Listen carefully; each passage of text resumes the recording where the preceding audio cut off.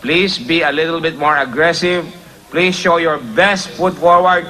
Naka-volunteer ba kayo sa Subic? Opo, since 1992, original po kaming volunteers. Hinihintay ka Zut ko hataray timas yo. Kaya kami ho, siya po ang nagbigay ng lakas sa amin para kami ay kahit na wala kaming sinusweldo ay buo ang aming loob na makapag-volunteer sa loob ng base upang mapanatili namin ang base na malinis na hindi manakaw pa sa ikauunlad ng Tigaolonga po.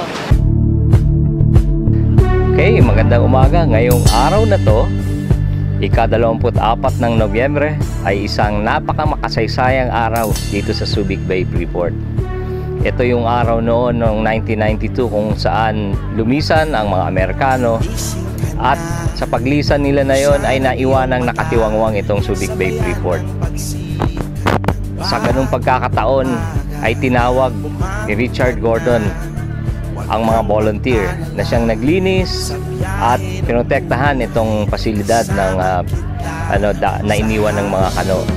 At dahil sa pagbibigay nila ng naturang proteksyon, ang naturang pasilidad ay hindi na nakawan, nanatiling malinis.